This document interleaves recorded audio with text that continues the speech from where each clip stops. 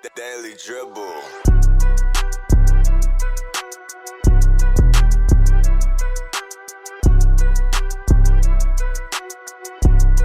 Welcome back to the Daily Dribble podcast, guys. As always, I'm your host, Nick Zammit, here back with the first episode of our NBA focus show now that we're in postseason basketball. Lads, the energy is electric here in the studio tonight.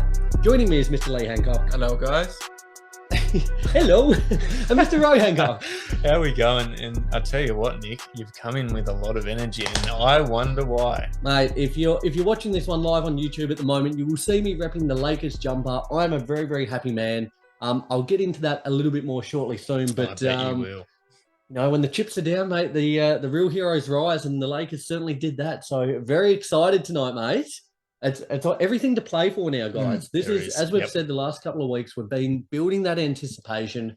This is the moment as basketball fans that we look forward to most, where every game truly matters. It's all on the line now. It's time to crown a champion. Could not be more excited for the playoffs as a whole and for this episode as such.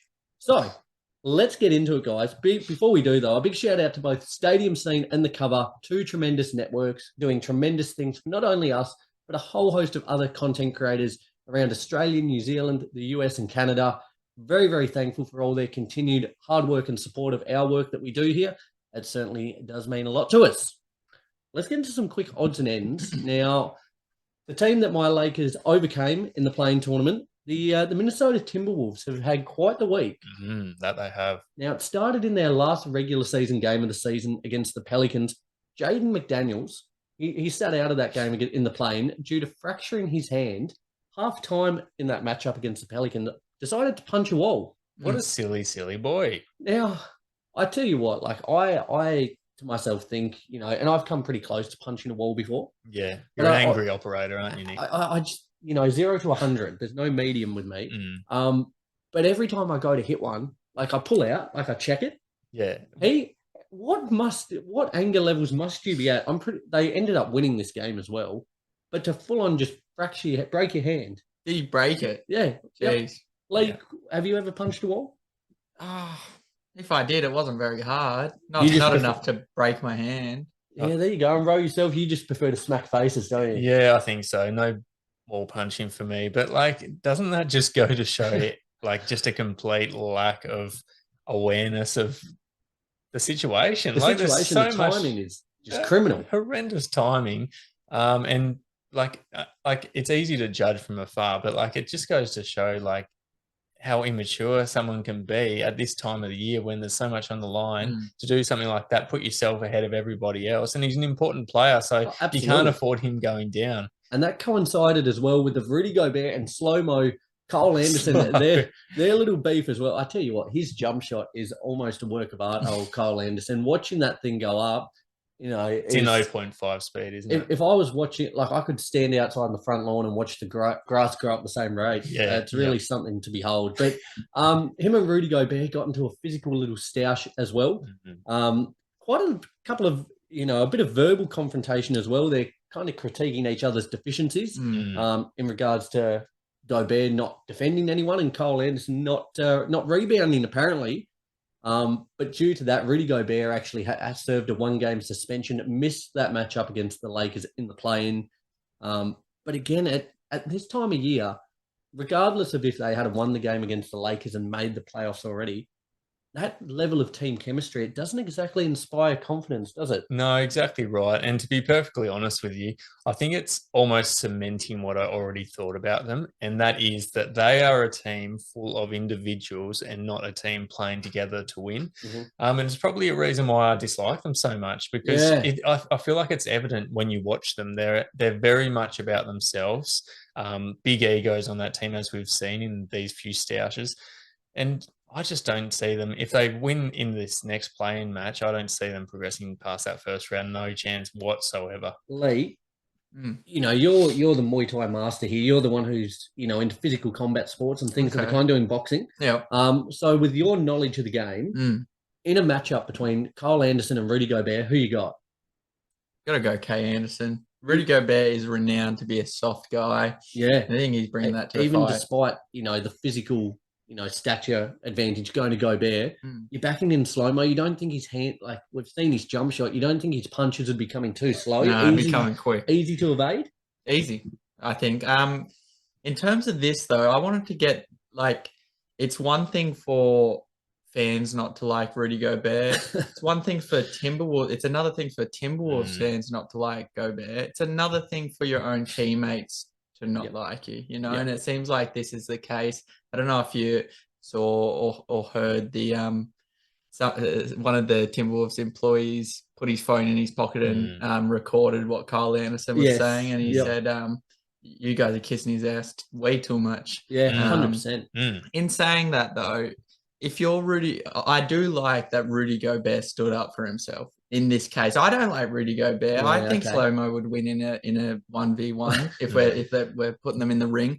But if someone calls you a bitch and you don't give them one back, then you are a bitch. This is the thing, though. This is the thing. Okay, so I think he has as much right to stand up for himself as anyone, but to do it on national television, public, in front of everyone is just not the time nor the place. No.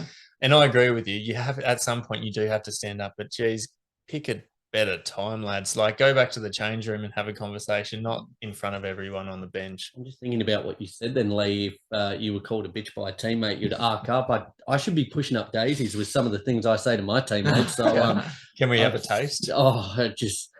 Or do you have to be there? Yeah, I'd have to put the explicits on quite heavily for this episode, but there you go. So Minnesota falling apart at the most unopportune time at the moment. Let me just ask, that game where they versed New Orleans Pelicans, would have that decided who got that 8th spot? I believe so, if memory serves correctly, or it might have had a bearing. Yeah, I think it would have. Isn't that crazy? Because Pelicans were sitting at that 8th spot, and then they lost in the 9-10 matchup. But Christ, there you go. Let's move ahead, guys. A couple of quick talking points regarding coaches. And the first piece of news is Dwayne Casey has stepped down as head coach of the Minnesota Timberwolves, of the Detroit Pistons, should I say. He'll now be taking up a role within their front office. And with that, it's at the moment, the current lead for the role is former Celtics coach Ime Udoka. Is currently leading the charge on that one. Has experience leading along a young team with a couple of young stars. If he can keep his personal life and outside drama away from the franchise, I think he would be quite beneficial. Say what you will about Udoka, but he does have a track record of getting the best out of young players. And, barring the off-court incidents, he was doing a mighty fine job in Boston there. Yeah, absolutely. And at the end of the day, sometimes you have to go through these issues to learn your lesson. And I think he certainly learned his lesson. And he's still a really good NBA coach. So I'd be stoked if I was the Detroit Pistons. And just on Dwayne Casey, like, surely this man's sick of head coaching at this point. Like, to be fired from the Raptors after he won Coach of the Year, and then to have to coach this Detroit Pistons team, albeit they've had a lot of injuries, far out. You'd be done and dusted at least for a little while, wouldn't you? Would you be packing it up, Lee, as well? No, I like Detroit. Yeah, I get it though. Dwayne's getting old mate. But I heard Kenny Atkinson was in the rotation as well. Well, that leads me to my next point. The Rockets won't be picking up Steven Silas's 4th-year option on his contract, ending his 3-year tenure as the Rockets head coach. Tell you what, bloody tough gig that was out in Houston. Yeah, there's not much you can do with that squad, is there? A first-time head coach and being kind of cast with the band of misfits. Fair play to him. I think he's given it a hell of a shake. Yep. But with that, Golden State assistant and former Nets head coach Kenny Atkinson and former Lakers head coach Frank Vogel are the 2 leading candidates for that vacancy at the moment. How would you feel about either of them, Lee? I don't like Frankie Vogel that much. Like, what did he do even in Indiana? Probably not too much. But I do like Kenny Atkinson. And we saw how much he got out of that Nets team, that real underdog team with Allen, Dinwiddie, a couple of seasons ago. Could he cobble something together there with the Rockets? I hope so. And I wish he did over the Hornets. And it was confirmed. And then he pulled out. I didn't think Lee would be a huge fan of Kenny after he pulled out at the last second. That was priceless, wasn't it? You got Big Cliff. These guys, the big red dog. Yeah, I don't love Cliff. But these guys like Ime Udoka, I think Kenny Atkinson, they're valuable wherever they go. So, yeah. Yep. Beautiful. Absolutely. Lads, last piece from me is that Zion, during the week, has come out. Now, this is just absolutely absurd. Zion Williamson, the Pelicans franchise star, has come out and said that he's physically fine. He's fit to play. But apparently he's not feeling like Zion at the moment, and hence won't be returning until he feels like himself once again. He feels like he, I guess mentally isn't quite ready to perform at the level he believes. Okay. Hence he missed their playing game versus the Thunder the other day, a game in which they went down. But for me, I think this is absolute rubbish. Cop out and a half. I will tell you why. First and foremost, he's getting paid an absolute fortune. Get that big fat ass of yours out in the court and do your job. I agree. So mate, there's days I don't feel like going to work either. Yeah. But this is your job. You're an athlete, but it's your job, mate. So get out in the court, show a little bit of ticker. You're physically fine. You are the point. You're the piece that could carry this team to who knows what heights. Mm-hmm.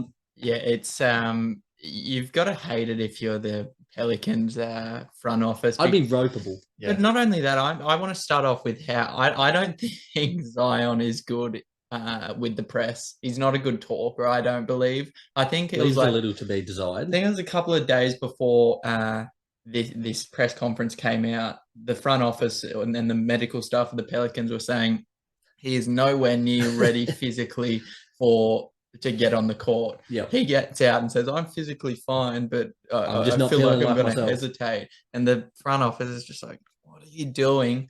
But he's saying, "Yeah, I feel like I'd hesitate, and I don't want to affect the team in a bad way. Go out there and hesitate. Hesitate if you need to. You hesitating ridiculous is better than you being on the bench. sidelines. Can you imagine on the injury report under Zion Williamson, not feeling like myself? That is the most ridiculous thing I've ever heard. And I share your frustration, Nick, because at the end of the day, we've seen what this Pelicans team can achieve with him out there.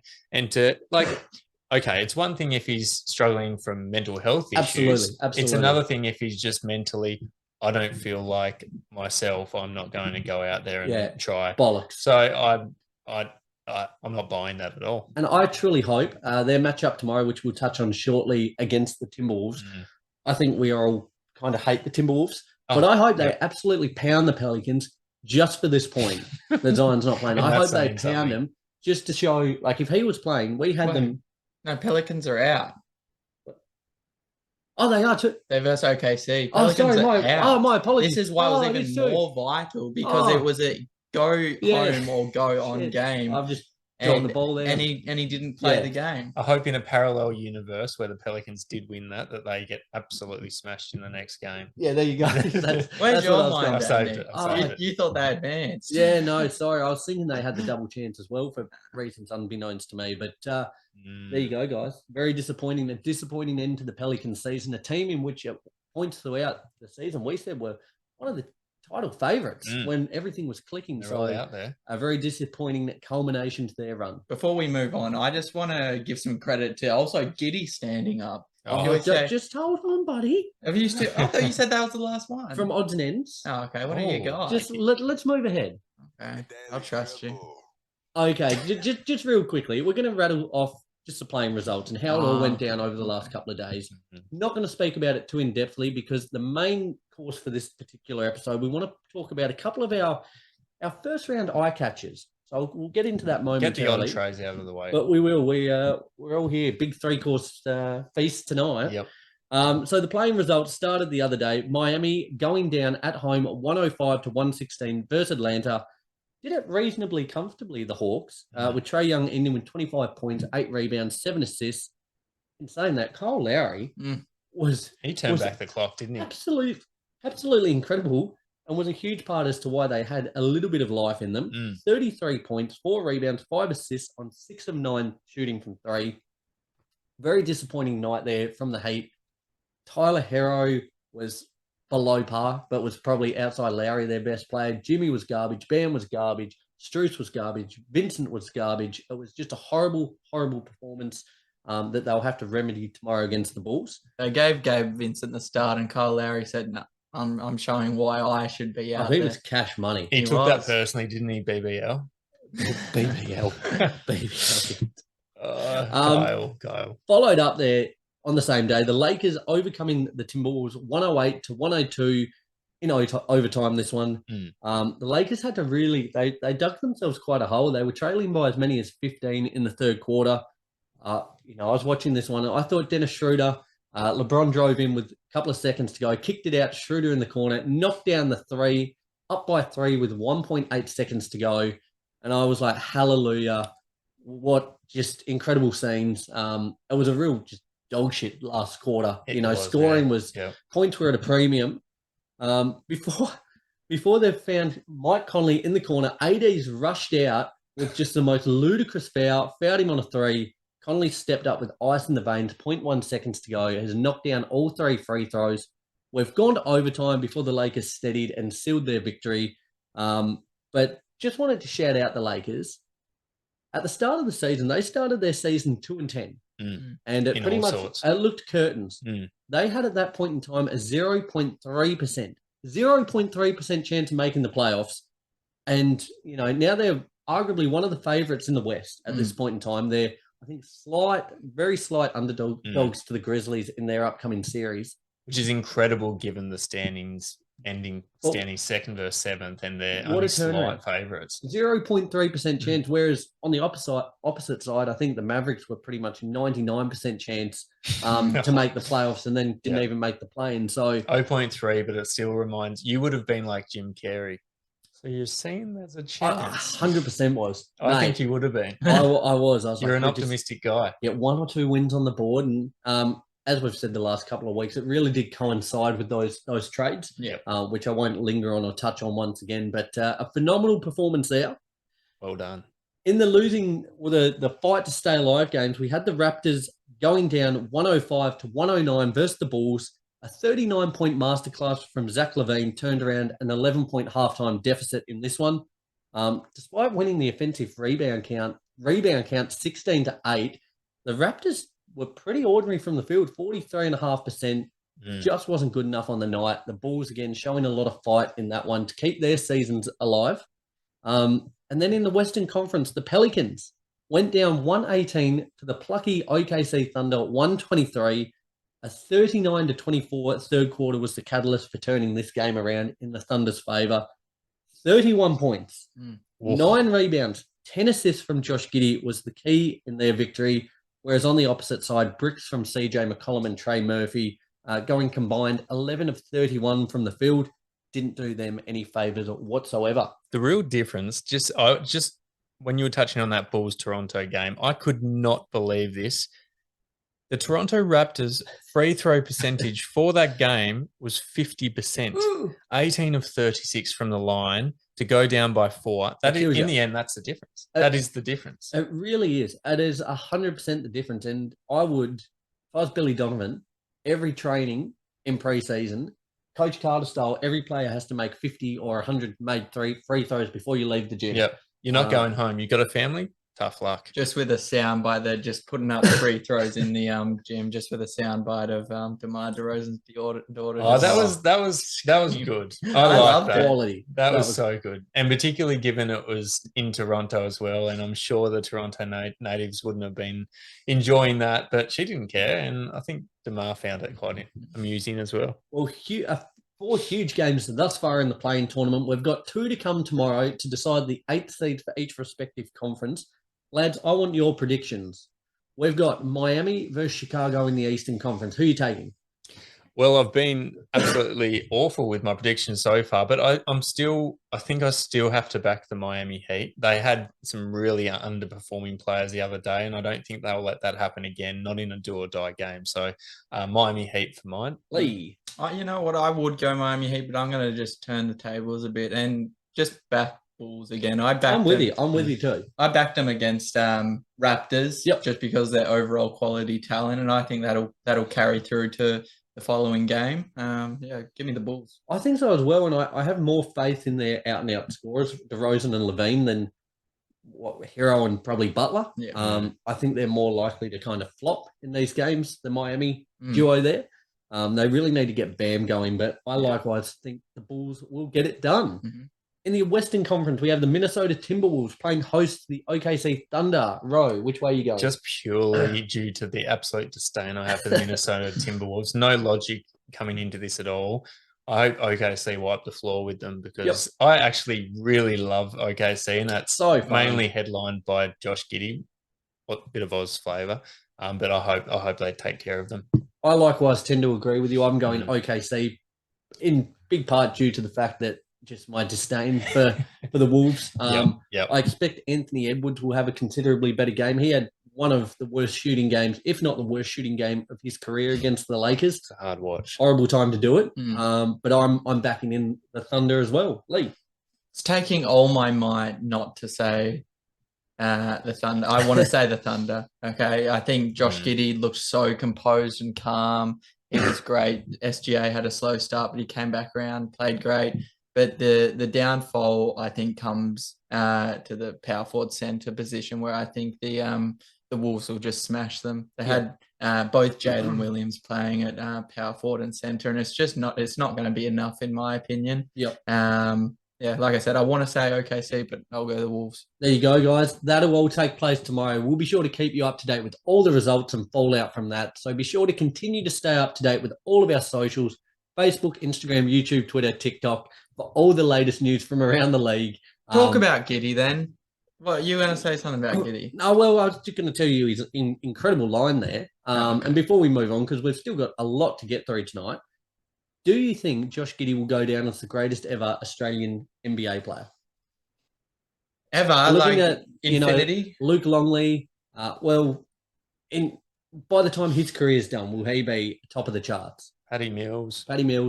I think Josh Giddey will be, actually. Yeah. I think he'll have the highest ceiling. I think so as well. I think he's still extremely early in his career. And to be all NBA caliber player. 20 years old. Younger than me. Yeah, honest to God, plays like he's taking the piss, but he's just so good. Yeah. And people haven't figured out a way to stop him yet. No, that's it. I wanted to shout him out for standing his ground with the elbow to the gut against Josh Richardson. Josh Richardson, yeah. He said, straight to the pecker. Don't pull that again, he said. No, I'm here for it. A young bloke just showing a bit of fight. That's Aussie blood right there through and through. He's got to have the best hair in the NBA.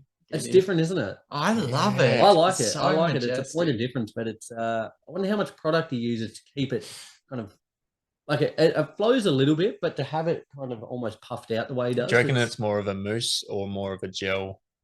I think a mousse. Yeah, it does look like that, doesn't it? But a real light.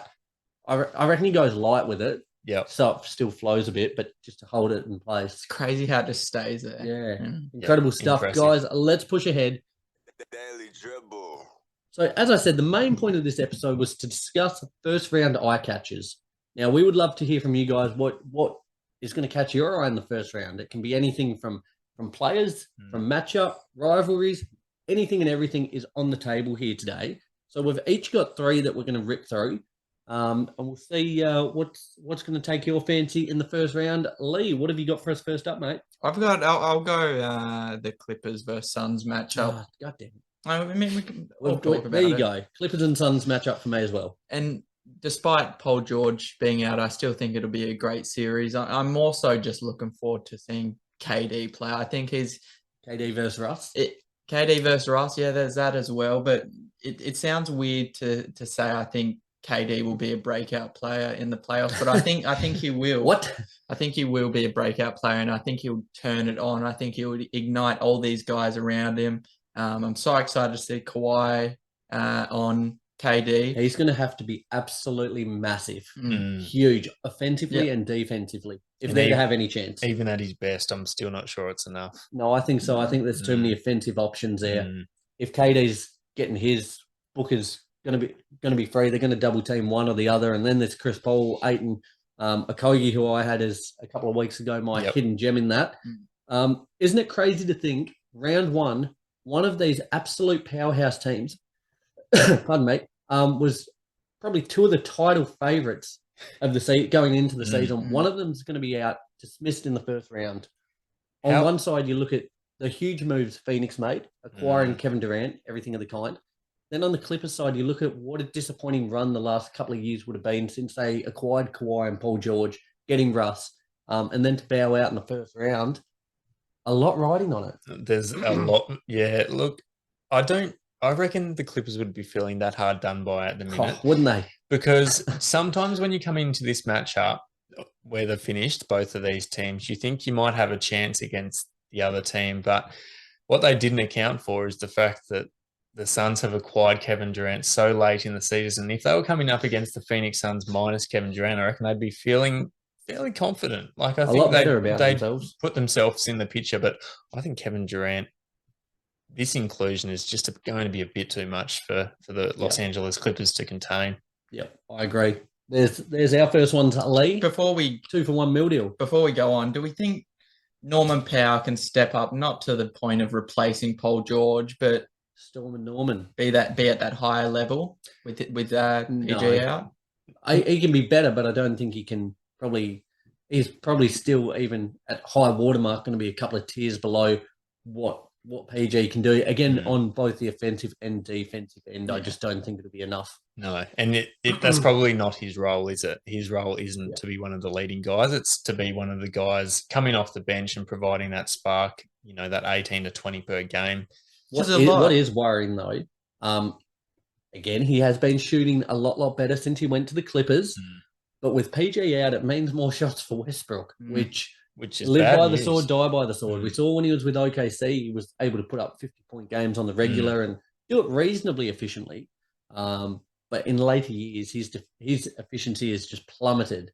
He's got an anchor tied to his leg and he's just jumped off the boat. He's plummeting. I think Westbrook has only been putting up the shots that he thinks he'll make, though. We've seen him a game against the Warriors where he was left wide open from three, and he didn't take it, where when he was on the Lakers, he might have. So maybe they've put the leash on him a bit more. But although I mean, they're playing to his strengths more, the Clippers. They're playing to his rebounding abilities, his hustle, and his work in the paint.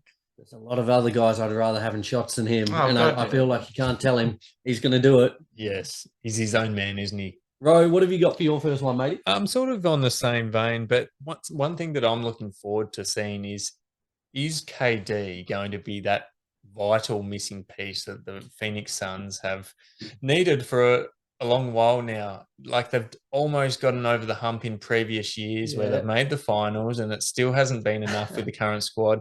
Particularly given over the last year or so, I think all three of us, had written Phoenix off in terms of winning the championship. Saying their window had probably shut. The window was closing rapidly, and then all of a sudden their window gets ripped back open with the acquisition of Kevin Durant. So I'm just really excited to see if this Phoenix Suns squad that has gone 8-0 with Kevin Durant playing, if this will be enough to get them over the line. Because I think if it's not enough to get them over the line, what kind of acquisition will be enough in the future for them to compete for an NBA championship? You've gotten one of, if not the best pure scorer of all time. And there's just so much riding on it for mine. And I guess the question I have is, if they don't win it this year, how many more years do they have before we start talking about their window suddenly shutting again? Because at the moment it's wide open, but we've seen how quickly it can shut. Chris Paul's not getting any younger. KD as well, 34, 35, isn't he? Yep. So still got a few good years left, but he's on the back nine. I agree. I reckon this is absolutely, unequivocally their best chance to win a title this year. Their odds, I think, next year, if they still keep this entire team intact, will take a bit of a hit, I would imagine. So I think this is the year it's going to happen, if it's going to happen. To answer your first question, I think, yes, that is exactly what Phoenix needed. They needed that another true scorer to take the pressure off, Devin Booker. They needed a versatile defender, which I think KD's defense is underrated. They needed someone to take a bit of the pressure off Chris Paul as well. Needed someone to ignite the flame in DeAndre Ayton, which I think KD will do. Yes, that's what they needed. And to cut it short, I think that'll bring them to the finals purely. I could go way more in depth about that, but that'll bring them to the finals. And if they don't win this year, I think they've got next year, like you were saying, Nick. But after that, if they don't win this year or next year, curtains. Like what more can you do? Because the thing is, it starts to become demoralizing after a little while when on paper you should be really getting to the very pointiest of ends. Absolutely. And if you don't do that, you feel like it's never going to happen. So Yeah. I think they need to, firstly, if they don't make it to the finals, they need at a minimum, I would say, to make it to the Western Conference Finals to keep that hope alive that, oh, yes, we can do this going forward. Because if they go out imagine if they did go out against the Clippers, that would be an absolute nightmare. Oh, that'd be horrific. And DeAndre Ayton would be out of there over the off season. Absolutely. He's already hanging on by a thread. So there you go. Lee, kick off with number 2, mate. I'll go 2. I'll go just Memphis Grizzlies versus the Lakers. I think there's a lot riding on that. One of the older teams in the league in the Lakers versus one of the younger teams in the league, Memphis Grizzlies.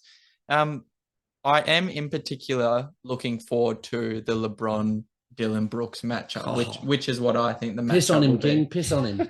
As much as I hate, let's get it. As much as I hate Dylan Brooks, he is a great defender. And in the past, when the Grizzlies have versed the Lakers, he's kept him to a low field goal percentage. This is playoff Bron though. This is a different player. I know. I still think he'll be able to bring it to him. I'm looking forward to that matchup. Put him in the mixer. Put him in the mixer. It's showtime. Don't love him, but he's a good defender. So who you got in that series then?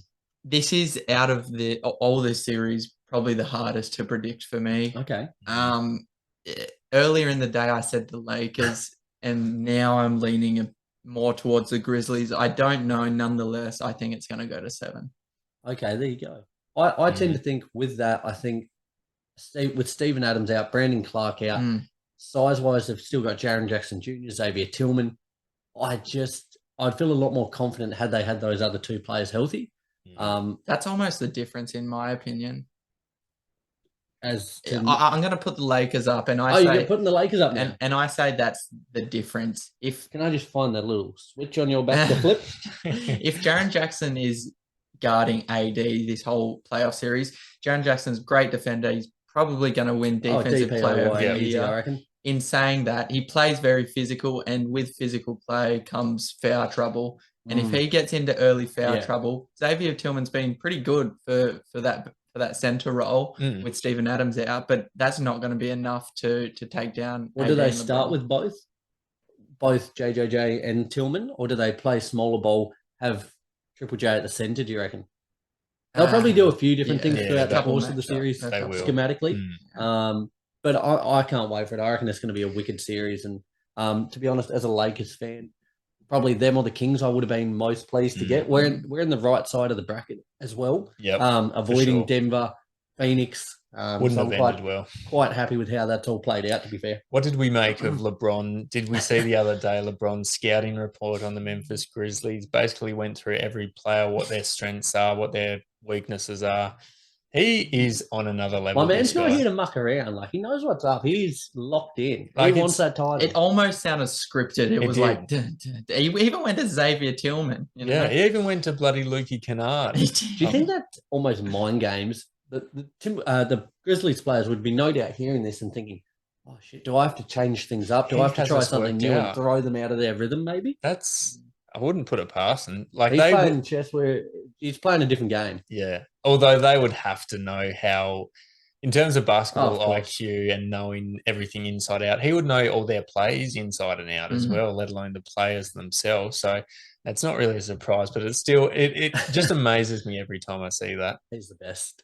For me, my second one is, can Embiid or the 76ers and Embiid in particular live up to expectations? Good one.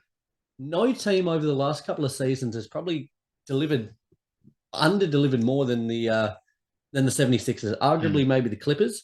But they've got the talent. They've got the talent there. They've got a title-winning team at their disposal. A first-round matchup against the Nets. They should win that pretty comfortably, which will then set up a likely matchup with the Celtics should they beat the Hawks there. But I would like to see them get tested in this first round. I really hope the Nets can take 1 or 2 games and get them locked into playoff mode. And I think they will. They'll be plucky. Yeah, they're a plucky team, Jinx. There you go, absolutely. But yeah, I'm just go on. No, you're absolutely right. Like, they need to be tested. They need to be battle hardened for that. No doubt, huge matchup against the Celtics. But again, they're another team that feels like, if not this year, which year? The Celtics are only getting better with Brown and Tatum at the core.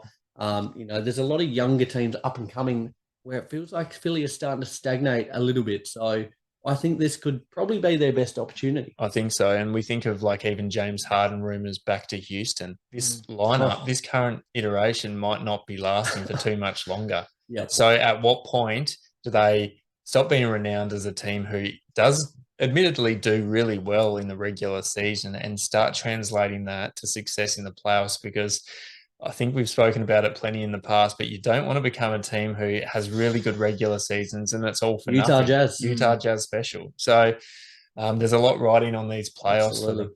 Absolutely. But you don't say, it's hard to say it's ridiculous if they didn't make the finals, because in my opinion, there's 4 top tier teams in the East: Bucks, Celtics, 76ers, and who am I missing? Cavs. No, the Bucks, Celtics, 76ers. Maybe there's only 3. I think there's only 3 in the top tier. But but with that, like, I guess what I mean is just, I guess, over the grander scale of the last couple of years, they've underachieved, and anything short of, I think, a finals appearance or at least conference finals would be well underachieving this year. And there's a very good chance they'll get knocked out in semis against the Celtics. They need to start making some inroads because they're not getting any closer to a title at the minute. And they are, we regard them as a top tier team, and they're not reaching the level or the actual rounds that they should as a top tier team. Yep. Yeah, no doubt. No doubt. Ro, press on. What I'm really looking forward to, which I didn't get to see last year, was just LeBron James in general returning to the playoffs, which is where he belongs. He's been there for pretty much every year of his entire career. And I'm so pumped. As a basketball purist, I don't care if you're a Lakers fan or not, it just didn't feel right last season when he wasn't in there. Yep. It felt like it just felt like we were watching. Something was missing. It was missing for sure. But as you were saying before, playoff LeBron is a different kind of LeBron. It's where he's made his legend from, like in the playoffs, in the finals. I tell you what, another title hypothetically and another finals MVP. Look out! Well, the MJ comparisons. Calm down. But I see where you're coming from. Get him ahead. I'm ever the optimist. But like any team, I think that's led by a LeBron James in the playoffs has to stand at least some chance. You have to give them some consideration, or else it's almost disrespectful. And that's why in this first round matchup against the Grizzlies, I'm finding it at this very moment quite difficult to come out with a winner, because my head says that the Grizzlies, given they're the second seed, should be taking this one out. Yes, they have a few important players out, but they should win it. But then the Lakers, I feel at this point of the season, they've clawed it back. They're almost playing with a chip on their shoulder. They've got a lot of these new acquisitions who are giving this fresh new outlook to this Lakers a new team, lineup. isn't it? It is. New mindset as well. When you've acquired some of these new players, they bring a fresh new mindset to the reinvigorates the players who were there previously. It really does. So it wasn't a very inspiring performance against the Timberwolves, but I have a lot of faith in them. Yeah, so do I. So yeah, for me, LeBron James back in the playoffs, excited to see what he can do, and wouldn't be surprised in the least if he led the Lakers to the first round matchup over the Memphis Grizzlies. Let's get it. Let's go. Pumped. Lee, round us out with your third one, mate. What have you got for us? It'd be a crime not to say I'm excited for the Kings to play in playoffs for the first time in how many decades. It's mine as well. Yeah. They probably got the matchup they wanted versus the Golden State Warriors. I don't think they'll get up, the Kings. I reckon they'll bring it to them. They might take the first and second game, but I think a team with all the championship pedigree that the Warriors have versus a Kings team with none, I think it's hard to see them get up. Yeah. For mine, I think there's just so many unknowns coming into this matchup. The Kings' first playoff series since 2005-06. What are they going to do in the playoffs? Are they going to make the most of their really impressive, surprising regular season and translate that into more success in the playoffs? Or is this Golden State Warriors team, who we know the core group of players at least have been there and done that and have that championship pedigree, as we like to say, are they going to make short work of the Sacramento Kings and sort of undo all their good work. And I don't want to say undo all their good work because they've everything obviously here is just gravy, isn't it? It is. It's almost like cherry on top the further they go. But I mean, you have this kind of season if you're the Sacramento Kings, and you would be a real shame to go out in the first round. Yeah. So I think there's so much intrigue about this upcoming series, and I would love the Sacramento Kings to overcome the Warriors. But likewise with Lee, I think the Golden State Warriors, when the lights are shining the brightest, will show up. How many games? Oh, I still think it'll be fairly competitive. Maybe Warriors in 6. Warriors in 6, Yeah. Lee? Yeah, I'd get the same 6. Yeah, I kind of dubbed this because I a similar vein. I had for this the battle of old school versus new school. Yeah, very good way to similar, put it. very similar teams. The defending champs, plucky Kings. We used that word a couple of times. Word of the show. Yeah, there you go. I like it. Always got one. You know, it's just going to be an offensive, just battle for the ages. The Kings averaged 121 points, and the Warriors just a tick under 119 this season in the regular season, with some of the best shooters on the planet and in the history of basketball on the Warriors as such. I'm worried about the Steph Curry matchup, though. If you put Davion, they don't have great defenders in their starting lineup. If you bring on, say, Davion Mitchell off the bench to put him in the starting lineup to guard Curry, you're essentially playing 4v5 on the offensive end for the Kings end. I think that's going to be the turning point, partly because he's the greatest shooter in the history of basketball, but partly there's just no good matchups for him here with the Kings. It could be you know who I'm going to say, it could be a Dellavedova. I was thinking the same thing, believe it or not. And as much as we kind of joke and he's a folk legend, like he is probably the best equipped to be able to do it. Well, when was it? 2015. 2015, yeah. Geez, that's flown, hasn't it? But yeah, we forget how he really took it to Steph Curry in that series when he was required to step up. And I think it's a bit of a tricky one because it's the same with Davion Mitchell. On the offensive end, you're probably losing a player, but on the defensive end, you're like, it could be the difference in terms of guarding Steph Curry and, you know, limiting him. You won't stop him. Yeah. I think if the Kings are any chance, they need to gain an early lead. Yeah, bring on all your offensive, you know, power force. You get an early lead, and then you can start bringing these players like Davion Mitchell on to guard Steph. I don't know though. Any against any other team, any other series, I'd agree with you a little bit more. But just because of the shooting, I think we're going to see 15, 20-point leads evaporated, like just eviscerated very, very quickly. I think there'll be a lot of toing and throwing.